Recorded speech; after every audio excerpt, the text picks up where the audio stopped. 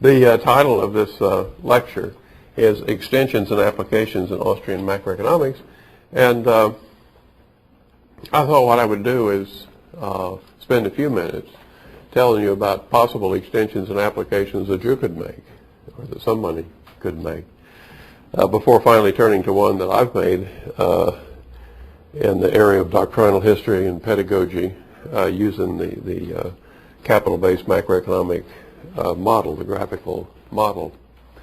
For those of you who have looked through Time and Money, or possibly even read it, you might notice a few glaring omissions. And if you haven't, I'll point them out to you so that you can begin filling in the gaps. One involves something of a pet peeve of mine, which partially explains why it's not in the in Time and Money, but only partially. And that is that I didn't put any kind of an international sector in the model. There's no trade flows, there's no exchange rates, and so on. It's strictly the economics of a closed economy. Or, of course, you could take it as the economics of a world economy if in fact, we had a world central bank of some kind. But nothing in the way of international trade. I've seen a few graduate students, back when we had them here at Auburn, make some stabs at integrating in international trade, but none of them have actually done it yet. And I say a pet peeve of mine because I've resisted the trendy efforts that I've seen over the last several years of bringing in international trade from the start. So from the principles level, as soon as anything's out of your mouth about macro, it needs to include something about other countries and trade flows and so on. And I adopted one book. Regrettably, I found another one the next semester. Adopted one book that brought in import-export sector before even bothering to consider possible changes in prices or possible effects of an interest rate. Okay, it was just C plus I plus G plus net exports, and put off any dealing with closed economy macro till later. And I remember, so many of the macro texts are just titled Macroeconomics, and if there's a difference in the title, it comes after the colon. But some textbook peddler was in my office not too long ago that was trying to sell and hype this new book they had that was supposed to be just the thing. It was right with the trend, And macroeconomics, that entails a good lot. Macro, that's economy-wide, But this representative had a new book to sell. It was called Global Macroeconomics. It's not just macro; it's global macro. And I was borderline offended, and I ended up telling her that I was going to hold out and wait for galactic macro. So that's the essence of my pet peeve. But you have to get it straight about a closed economy first, and then figure out the international connections.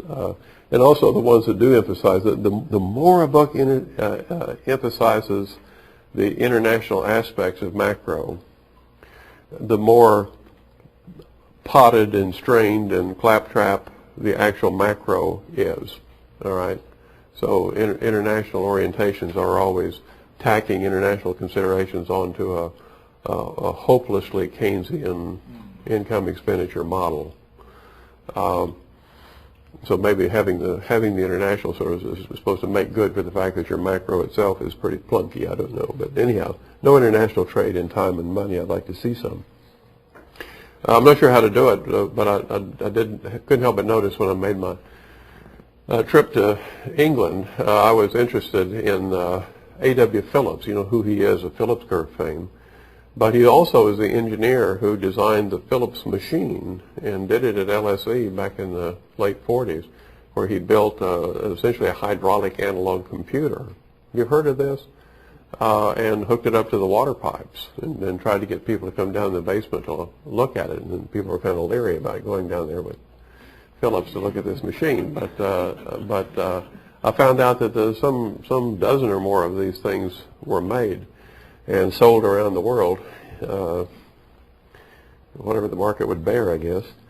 The particular outfit I was with at the London School of Economics had salvaged one. There was only one remaining machine in good shape in the basement of LSE, and they refurbished it, and this was in the mid-90s, and donated it to the British Science Museum, and I made a pilgrimage down to the museum to see the Phillips machine.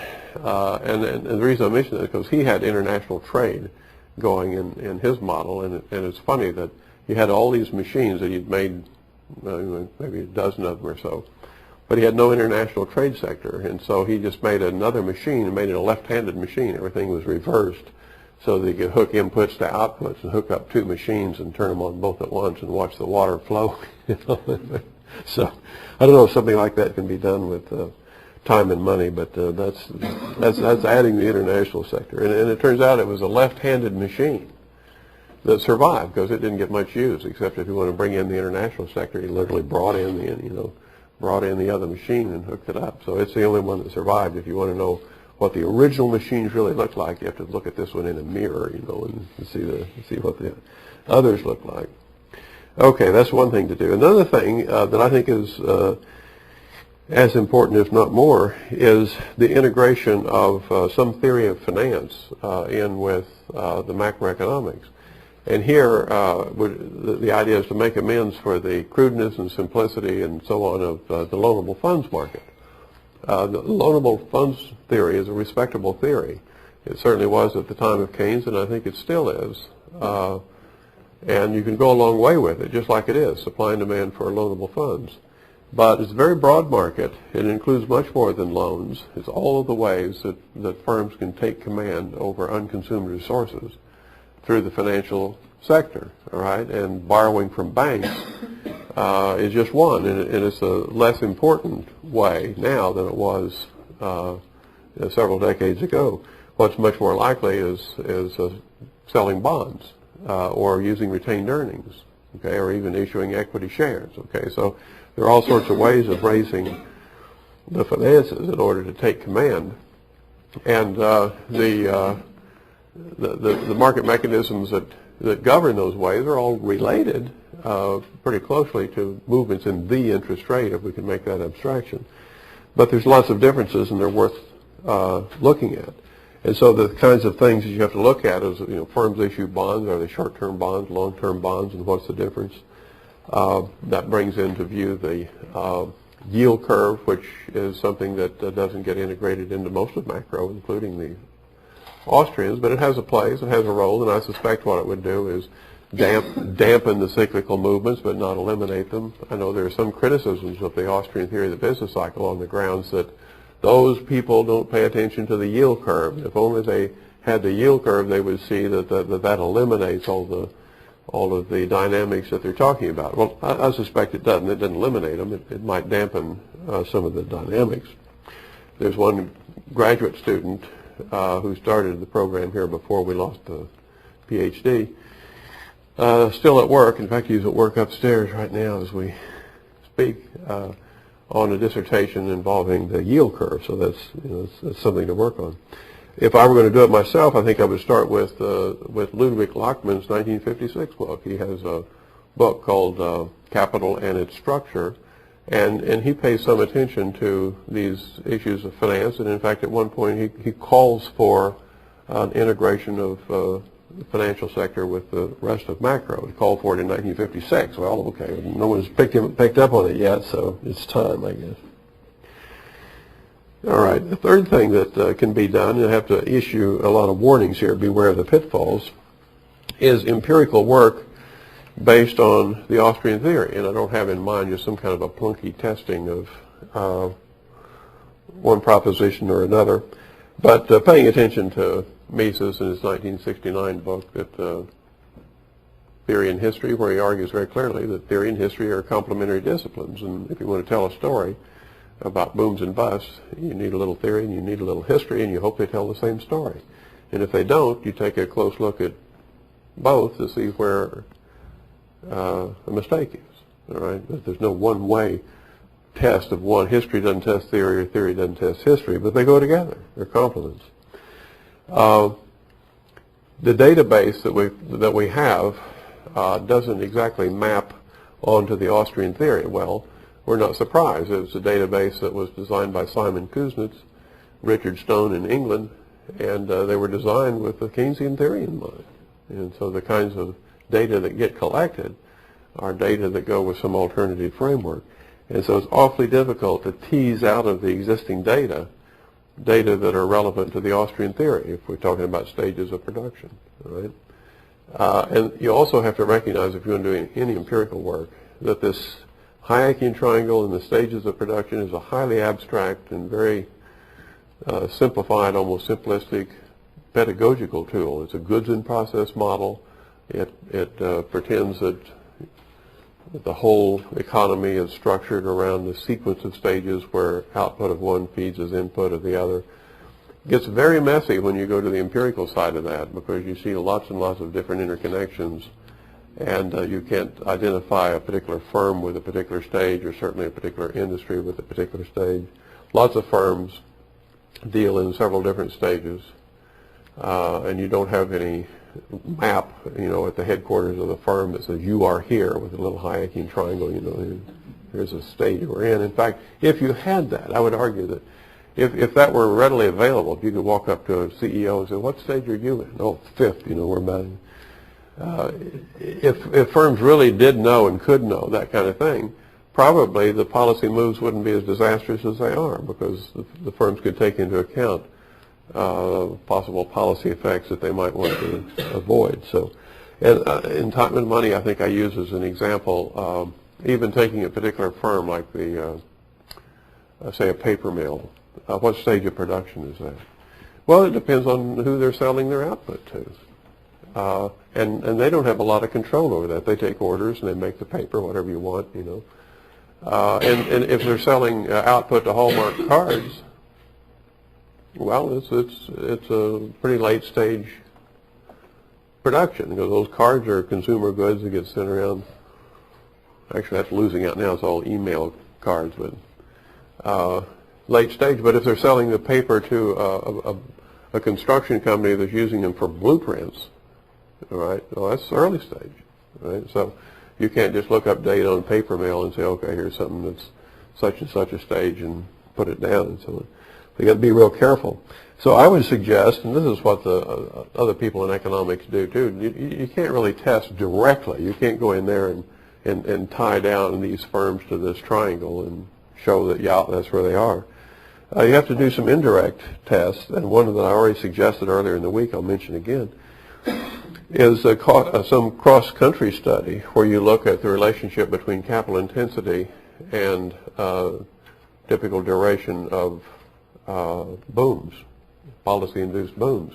And I predict, I think just casual empiricism, episodic empiricism, you think that in more capital-intensive countries like the U.S., you'll have longer booms, and in less capital-intensive, shorter booms, which would be very consistent with the Austrian theory, and by the way, very inconsistent with the alternative short-run, long-run Phillips curve analysis, where the length of the boom is supposed to depend on how long it takes workers to straighten out their misperceptions about the real wage. Okay? The problem you run into here is that you're always testing your theory against something else, and you have to identify what is that something else. And in today's profession, it won't do to say long-run, short-run Phillips curve analysis, because you'll be told by referees or others, oh, no one believes that stuff anymore anyhow. So one thing to do is find out, well, what do they believe? Where is the cutting edge of macro in the mainstream? And it's very elusive these days. There's no dominant school of thought, and if you can identify it, it'll probably change before you can write your paper. If anybody knows or think they know what the mainstream cutting edge is, I'd like to know. Is it some general equilibrium macro theory, or just time series analysis, or something like that? I'm not sure what it is. Okay, that's the empirical stuff. Sorting out, I'm going to mention a couple of more, which take very lightly, because this is stuff I'm doing. I don't want you to get in my way, you see. But sorting out some doctrinal history. It turns out that a graphical exposition, such as I have in Time and Money, the graphics themselves impose a certain discipline on your thinking, and it all has to work out. All right, then it can be used as a tool to go back and look at statements from earlier Austrians to see if their own theory has that same internal consistency. Not that the graphics make it right, but the graphics are probably either all right or all wrong. It all goes together. And so I've learned that in using the graphs, I can go back and see where others have overlooked aspects of the cycle. A good example would be a lot of the Austrians, I won't name names, talk about the effects of credit expansion. They'll say investment increases, but saving stays the same as before. People don't want to save any more or any less than they did before. Well, that's not quite right. They want to save less because the supply of savings slopes upward. All right? And if they save less, it means they're consuming more. And so you get an overconsumption element of the theory that gets overlooked even by Hayek. All right? And so I have an article of me coming out later, well, probably in the fall of 2004. These things take time. In History of Political Economy, it's called Forced Saving and Overconsumption in the Austrian theory of the business cycle. And you have, forced saving and overconsumption sound like they're at war with one another. Can you have both? And because you find them both in the literature, but not always in the same place, okay? And so those doctrinal issues, I think, can be sorted out.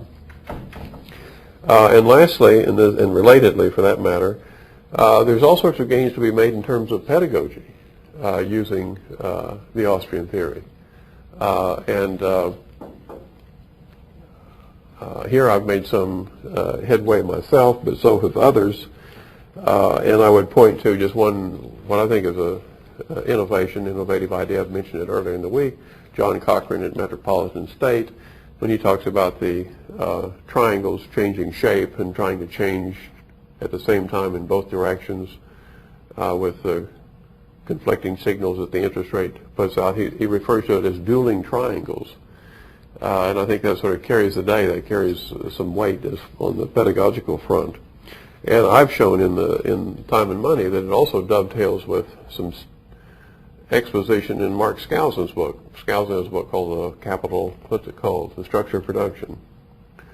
And he offers what he calls, I warned him against this, but he doesn't listen to me, okay? He calls it an aggregate supply vector and an aggregate demand vector, and he's got these arrows pointing on a graph. And I was trying to tell him that those aren't strictly vectors. I mean, vector has a certain meaning in math, and unless you want to toe to that meaning, you better not call something a vector, because he's created confusion by doing that. But if you overlook his terminology, you can see in his supply vector and demand vector that don't quite meet where they're supposed to. The same concept as the dueling triangles that Cochrane points out. Another thing to explore, and I haven't done this, but I've mentioned it in Time and Money, is there's some asymmetries in possible movements along that PPF. It matters whether you're trying to go from C to I or I to C, okay? And Hayek talks about this, and it even gets some graphical treatment in an article back in 20 years ago, back in 81 actually, by J. Houston McCulloch. That's a reference in Time and Money, where there's almost always more scope to forego consumption and immediately begin some long-term projects than there is to curtail those projects and immediately produce consumption. Okay, so there's sort of a ratchet thing where you can scoot down the curve in one direction much easier than you can scoot the other way. Hayek gives us a workout in one of the appendices to Pure Theory of Capital. And I note it in Time and Money, but I don't make anything of it. I don't try to push the analytics in that direction. So that's something that can be done. And lastly, before I can get to my own stuff here, there's a book that came out almost at the same time as Time and Money by Steve Horowitz called Micro Foundations and Macroeconomics, an Austrian Perspective. His is a 2000 publication date. They actually came out about 2 weeks apart. Okay, but his was 2000, mine was 2001. And a lot of people think of those two books as sort of companion volumes. I know I've had a couple of people who have read both ask me what is the difference between these two books. And I just say, well, I've got the pictures, mine's got pictures in it. And he doesn't have any pictures. But he has a lot of stuff, and of course he has a lot of stuff I don't have. I would suggest that, especially if you've read Time and Money, read Horowitz and see what he does and see what scope there is for adding to our pedagogy there. Okay. Now, let me segue into my own stuff. I don't like what that screen has done. Let's see if I can fix it. I want to use the board here for just a minute.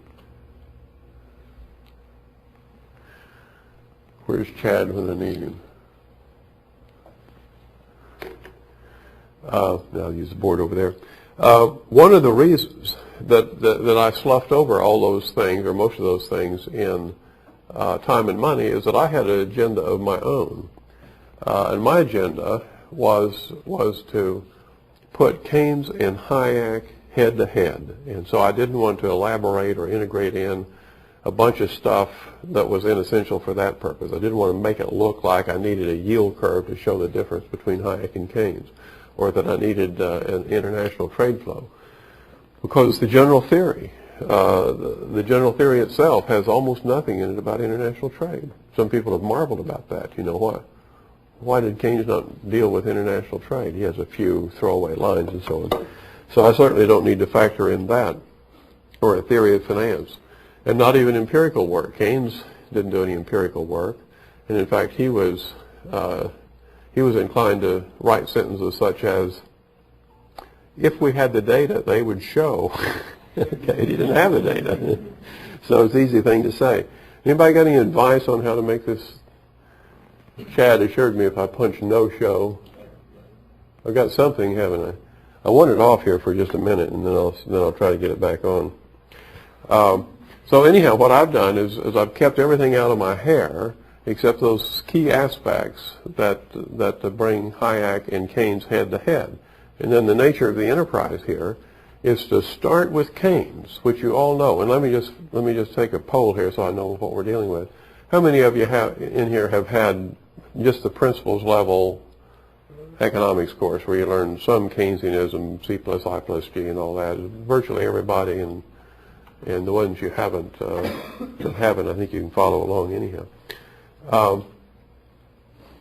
Okay, so I want to put Keynes and Hayek head to head, and I found even in recent months recognition by Abba Lerner of the same characteristic of Keynes versus Hayek that underlies Time and Money, and that is that according to Hayek, investment and consumption are traded off one against the other, along the production possibilities frontier.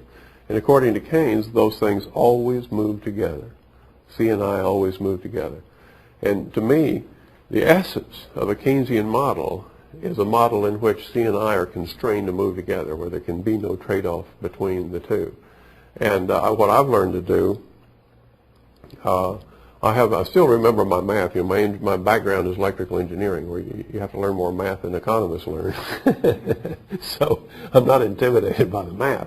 But if I see even a fairly large-scale mathematical model that claims to be eclectic, you know, a little bit of Keynes, a little bit of everything else too, the easy test to see whether it's Keynesian in my sense is to do a little exercise and just find the equations that have C and I in them and see what it implies about relative movements between C and I. And if the derivative of C with respect to I is positive, hey, we're talking about Keynes here. Okay, if it's constrained to be positive, where you can't trade one off against the other.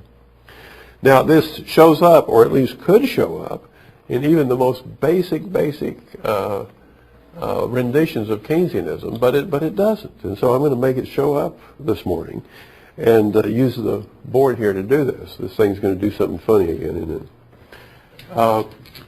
If you know your Keynesianism, you start out with an equilibrium condition where you say income is equal to expenditures, which is consumer expenditures plus investment expenditures, plus government, but I'm going to just work with the private sector for these purposes. And you're also given that, by the way, this consumption follows a particular pattern in relationship to income.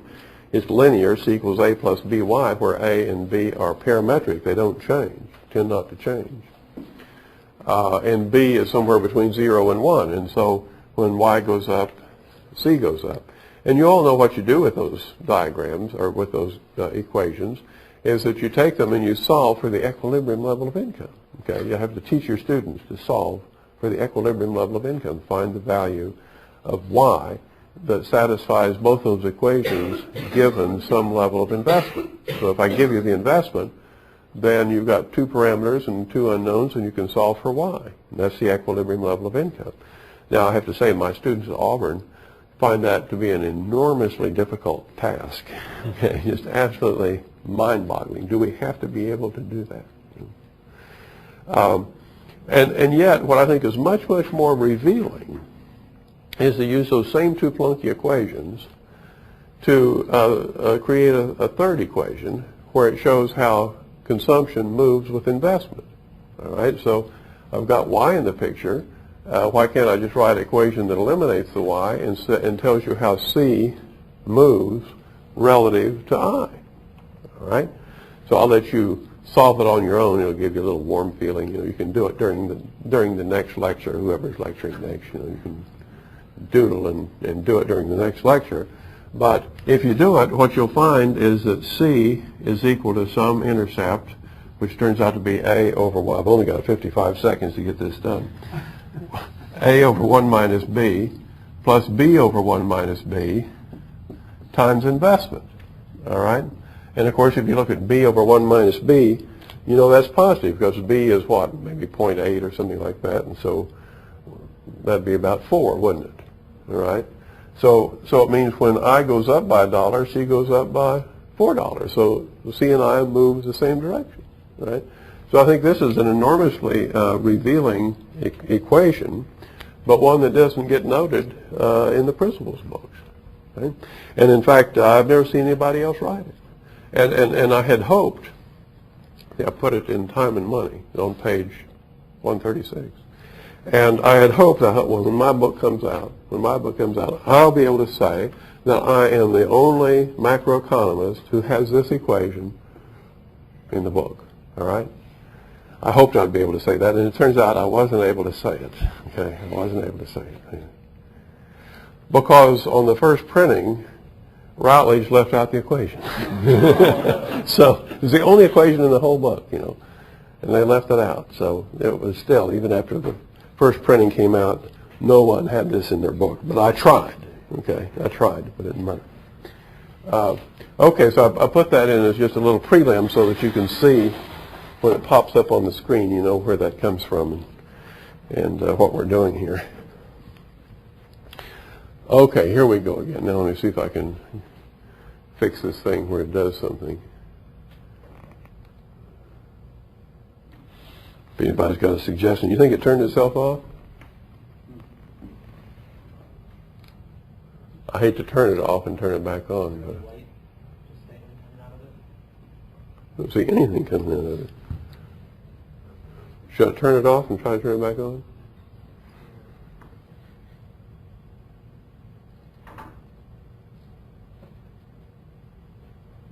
Where's Chad when we need him?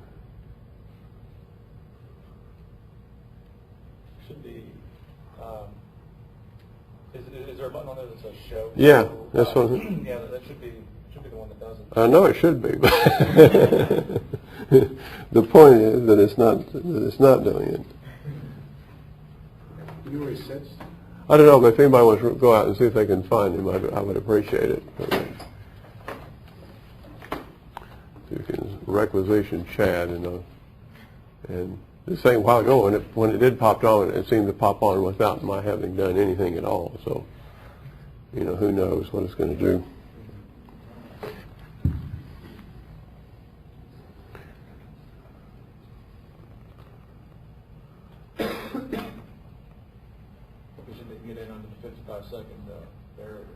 That's right. I must have missed my timing.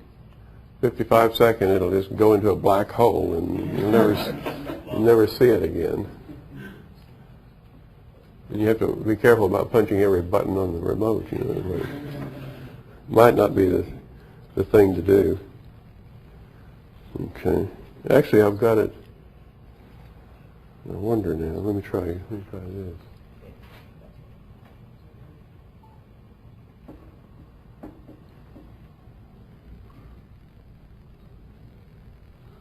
Yeah. We got a chance now.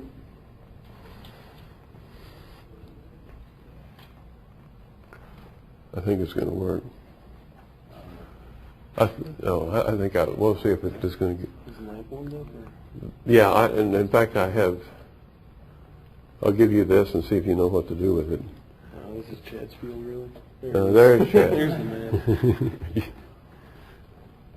I think it might be coming on now. We'll see.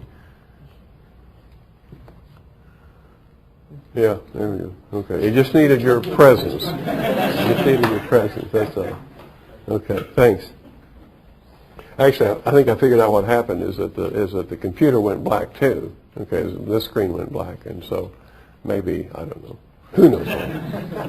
This is technology. Okay. So anyhow, I hope I've got time to do all this. This is Keynes and Hayek head to head, and we start out with the simple plunky Keynesian equation. There's the 45-degree line, and we put a consumption equation on it. I've made a particular one where A is 200 and the slope is 2/3, so C is A plus BY, which, by the way, is C equals 200 plus 2/3 Y, just a standard Keynesian consumption equation. And then I'll scoot it upstairs here where I could make room for other stuff, and recognize that even in this simple rendition, that intersection with the 45-degree line represents an income-expenditure equilibrium if investment is zero. It's a wholly private economy, so there's no G. There's no I, because I'm assuming investment is zero for now. And so the intersection between consumption and the 45-degree line is the equilibrium. So what I want to do is let investment increase in increments of 200, I think is what I do, and simply trace out graphically the relationship between consumption and investment. And I'll get, of course, that same equation that I put on the board a minute ago. But here you see how it's lined up with the Keynesian graphic. So that's an equilibrium if investment is zero. And let's graph that. You can see where it would be. It's on the vertical axis. So that would correspond to 1 point on C versus I. All right? And so let's just let C be, or let investment be 200. You got C plus I now, where I is raised vertically 200 above consumption. And that gives me a different equilibrium. And see, I trace down, just trace down here to consumption, and then trace over there to show 200 versus whatever consumption is. All right, it gives you another point on that curve. All right, so as soon, in other words, the point is, as soon as you draw this, you imply that. All right, and that line will be as stable as the parameters, be as stable as A and B are, because the parameters in that equation are nothing but A and B. So you just keep going. And in fact, it's sort of instructive, because in the Keynesian view, where are you supposed to stop? You know, it just keeps on going. There's nothing there to tell you where full employment is. You have to know that from what? Some classical model. Find out where full employment is and put it on there as a tick mark, and realize that once you push beyond that, then all of the increases are only nominal increases, where before they were all real increases. You know, that's the L-shaped supply curve in the Keynesian framework. So let's, I think 6 points are enough to determine a straight line, you know, with 4 to spare. And so we'll put in that line, and of course the equation of that line, I'll write it out here, but it's the same thing I put on the board a minute ago. But I'm using two-thirds as the marginal propensity, which gives me a relationship between C and I written there. C equals 600 plus 2 times I. Okay, so that's the equation of that line.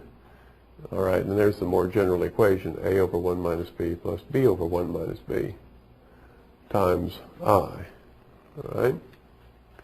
Now, what I want to show you is that Keynes himself was aware of this relationship and of its significance, and was aware that others didn't see it. All right. You don't get it in the general theory, but you get it in the 1937 article that came out the next year, that was simply called the General Theory of Employment, as opposed to Employment, Interest, and Money. And in the General Theory of Employment, the article 37, he set out what he saw was the essence, the key to understanding the general theory. All right. So for simplicity, what I'm going to do is let A, because I'm following Keynes here, let A equal 0, right, just to keep the math simple, and let B equal 0.9. Well, now if you plug into my equation there, you're going to get that C equals 9i. Now, let's look what Keynes said, and this is again from the article. He says, if, for example, the public are in the habit of spending 9/10 of their income on consumption goods, it follows that if entrepreneurs were to produce consumption goods at a cost no more than 9 times the cost of the investment goods they are producing, some part of their output could not be sold at a price which covered the cost of production. And he goes on. The formula is not, of course, quite so simple as in this illustration, which is to say A is not 0. It's something, it's some positive.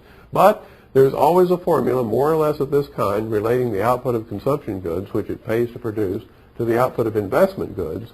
This conclusion appears to me to be quite beyond dispute, yet the consequences which follow from it are at the same time unfamiliar and of the greatest possible importance. All right? So he's saying C and I move together with C some multiple of I. That's generally not recognized, but it's very important. And that was his summing up article of the general theory. Okay. Now, you won't mind if let's see. Oh yeah, they're positively related. There's no trading off of one against the other. I guess what we haven't done yet is establish full employment. And the way I like to establish it is by slapping on a production possibilities frontier. Okay? So I mentioned this last point, and I say, is it at, above, or below full employment? Where is it? And you can see, you can't see really until I put on the PPF. There it is, slap that on, that we've actually gone past full employment. So let's back it up a little bit just to start the economy out right. Started out at full employment like so. Okay. Now Keynes, he doesn't use the PPF, although I argue in Time and Money that his definition of full employment is consistent with this usage of the PPF. What he does is just look at the labor market turns out to be 3,000 there. So if I go to that labor market or go to that level of income and see what's going on in the labor market, if the labor market is clearing, Keynesians would show full employment as a labor market that clears at the going wage rate. Okay, so there it is. Now what's key about Keynes, and is picked up in my model but not in ISLM or some of the other models, is that this going wage rate is parametric, and it's not only given and fixed, but it's at the right level. Right? In Keynes, the wage rate is not stuck too high, it's stuck just right. It's stuck at his full employment, and he's happy about that. Right? And so if anything goes wrong, he doesn't want that going wage rate to change, because that'll be the right wage if we can fix whatever went wrong. All right? That's the way it works. What have I done now? Let's see. Did I get ahead of myself?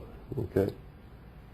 I'm pulling down here this loanable funds market, just going to carry it along even though Keynes rejected it, but it will show the dynamics, the very dynamics that caused Keynes to reject it. So he couldn't object to putting it in for this reason, and I'll show you that. I've got a copy of the general theory here. I'll show you that a little later. So there is the loanable funds market, and Keynes wouldn't object to that, although he'd say it's redundant because I'm showing savings again, which is already implied by the consumption equation. All right.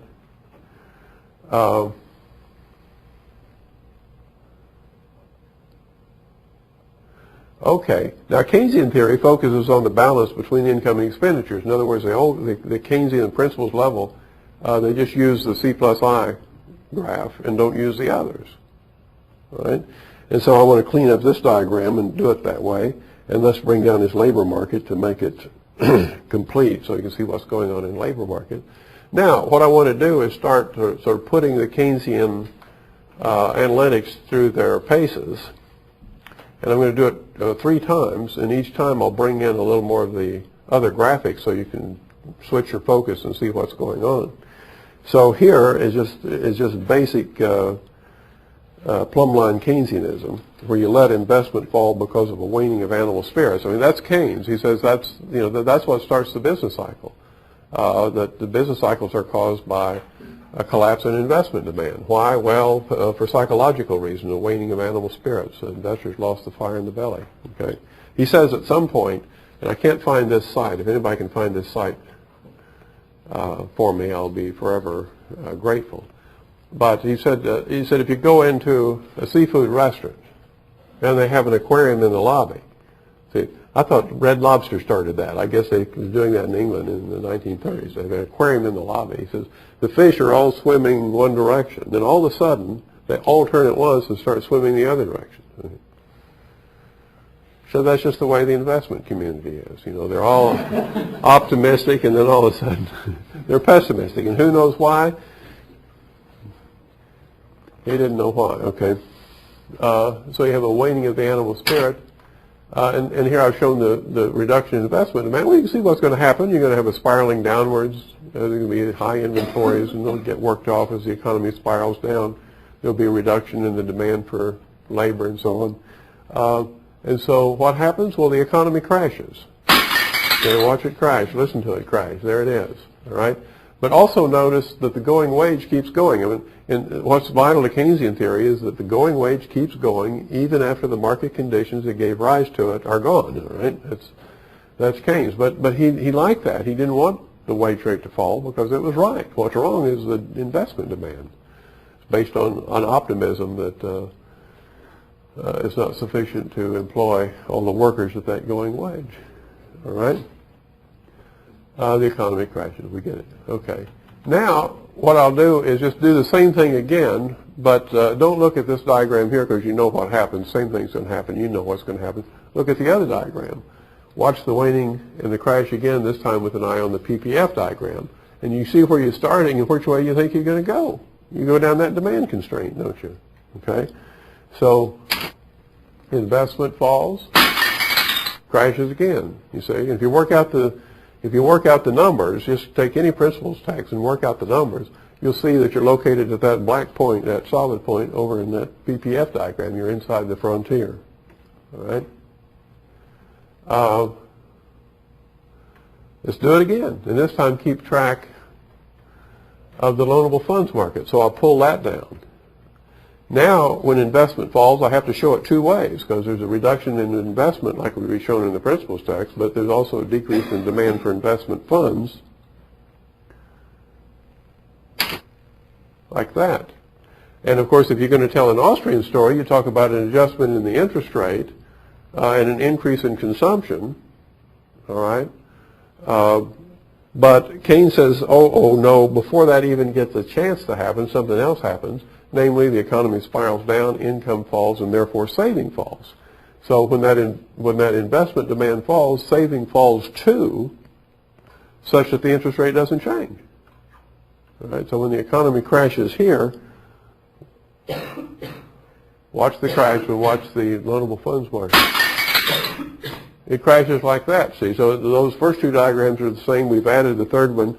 Both of the curves shifted by the same amount, which actually is exactly why Keynes drew that diagram out. He says if the two curves shift together by the same amount, you can't claim they determine the interest rate. It has to be determined by something else, which turned out to be liquidity preference. All right? And so the fact that they shift together and that the interest rate's not affected in that case causes him to throw it out. And now let me show you, just as a matter of doctrinal history, page 180. This is, I've got general theory. Here's the graph right here.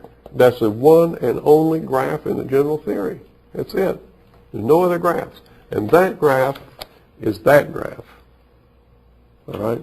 So as far as being doctrinally true to Keynes, that's it.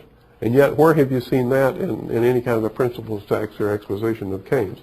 The only discrepancies are trivial in that he reverses the axis. He's got interest rate on the horizontal axis. And he's got some change in the rate of interest, but makes it clear that if there's a change, it comes from forces of a different kind, which he identifies as liquidity preference. So he's saying that, apart from some other effect outside that, namely liquidity preference, the interest rate wouldn't be any different. All right? Now, in order to come head-to-head with Hayek, instead of talking about animal spirits and an autonomous reduction of investment demand, let's talk about a change in saving. Keynes dealt with this too. Now, he didn't overplay it. In fact, he underplayed it. He said it was perverse, it's paradoxical, and so on. He didn't worry about it because the change in saving, which would show up as a change in the consumption function, wouldn't it? It means that one of those parameters, namely A, changes, doesn't it? The consumption function shifts. And so he said, don't worry about it. It doesn't shift. A and B are parametric. And we're glad they're parametric because if it did shift, we'd have an increase in savings, and that would cause the economy to cave into depression. But for purposes of putting Hayek head to head, that's what we want to look at. What happens when saving increases? And here I've shown the savings increase in two ways, both ways. One is consumption equation shifts it down. And of course, so does C plus I. I hasn't changed, but it's sitting there on top of C. So C and C plus I change. And you have an increase in saving. All right? Now, what's going to happen? Well, for one thing, a change that maybe I should already make in this slide, but I haven't, and that is that Keynesian demand constraint, the upward sloping curve over there, that has to shift too, doesn't it? Because you remember it's A over 1 minus B plus B. So if A changes, then that goes down too, and that'll happen in the next click of the mouse. So what happens here? Well, of course, you know what's going to happen. The economy crashes. It's pretty much a true generality to say that in a Keynesian system, if anything happens, the economy crashes, okay? Because the wage rate and everything else is already preset at going levels to accommodate some earlier market conditions. And if market conditions change and those market prices don't change, something bad is going to happen, okay? So let's watch it crash. Okay, note that the A in the consumption equation has decreased, so the demand constraint will shift down. There it is. Okay, so again, and see, when it shifts down, of course, you're making less income, and when you're making less income, you save less, so that increase in saving gets reversed. See, the hollow arrows going out, that was the increase in saving preferences, but then saving shifts back because you have less income out of which to save. That is the paradox of thrift. He spells it out very clearly in the general theory.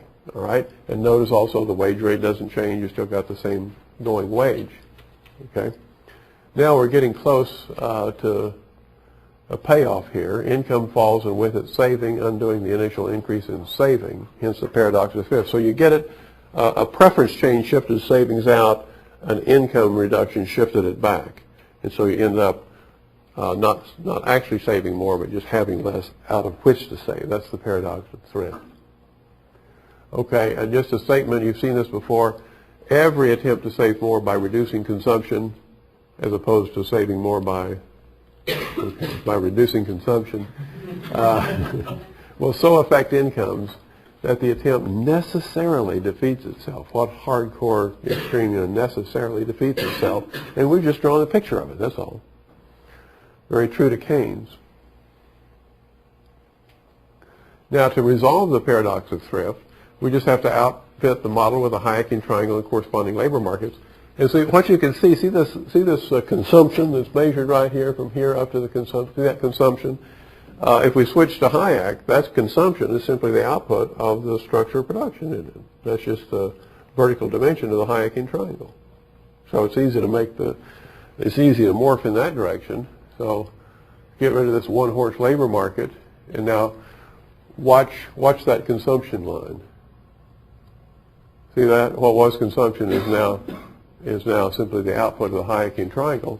And just with that change, I've gone from a Keynesian framework to a Hayekian framework. Now, I've left in the demand constraint, which really would be out of play in Hayek, but I want to leave it in play because here's what's fun to do. Let's show a Keynesian result as tracked by the Hayekian graphics. All right? Then we can turn around and show the Hayekian result. Right? So let's do it this way. Let's see. Of course, with Hayek, you also have to have stage-specific labor markets. It just won't do to have one labor market because if saving changes, that changes interest rates, that changes the allocation among stages, and that has differential effects on labor markets. So you need at least two just to illustrate it. You'd need one for each stage. And there are the two, and of course it's shown in terms of the real wage, and those wage rates aren't parametric. They're not given. They're not stuck. Okay, they can change and will change differentially when I get to the Hayekian view. But right now what I want to do, let's see if I say this, let's show the paradox again, this time keeping track of it with capital-based graphics. But I want to show the Keynesian result, so it's going to crash. But how does this look in a Hayekian framework? All right, there's the increase in saving. Now what happens? Let's let the Keynesian diagram. Okay, so you can see what happens with Keynes. See, in Chapter 4, he has these throat-clearing remarks where he assumes structural fixity. He doesn't mention the Hayekian triangle, but he mentions the structure of industry. That's his term. We assume no change in the structure of industry, which you could easily interpret to mean the fixed structure of production, a triangle that can change in shape, but not in shape. Oh, I said it wrong. It can change in size, but not in shape. And that's very clear. I mean, that's not a reach at all for interpreting that part of the general theory. He's trying to focus attention on what he sees as macro. In other words, the whole thing can expand and contract, but it doesn't, no relative changes. And so you see everything consistent with Keynes. You have nothing but derived demand effect all the way back. No interest rate effect. In fact, no interest rate change. Because if you cave into depression, incomes go down, savings gets reduced, and you got the same interest rate, apart from any possible changes in liquidity preference. And then in time and money, if I factor in liquidity preference, which I do, not in this diagram, or not in this PowerPoint file, but I do in the book, it shows that the changes are perverse. It just causes the economy to cave in even more. And then the labor markets, they work just the same because Keynes only had one. And so these two have to work the same as that one. The wage rate doesn't change. You have a reduction in demand all the way down the structure, and that's the Keynesian result. Right? Now we're very close to being able to morph into Hayek, because all we have to do now is set it up again and assume now that markets work, assume that prices and wages aren't stuck, assume that you can have a change in shape of the triangle as well as size, assume you have a differential effect with the interest rate where increased savings reduces demand in the late stages but increases it in the early, and you get the Hayekian result. So finally, let's do it again, allowing the interest rate effect and resolving the paradox of thrift. So there's the increase in saving. What's going to happen? You're not going to have a crash. It works, okay? You just have to put in those effects. Well, I think that goes a long way in getting the pedagogy straight. It goes a long way in showing just what Hayek and Keynes look like head to head, and what sort of assumptions you have to make to hamstring the economy in such a way that the economy crashes rather than increases its level of investment. Okay, we worked out good on time. Thank you much.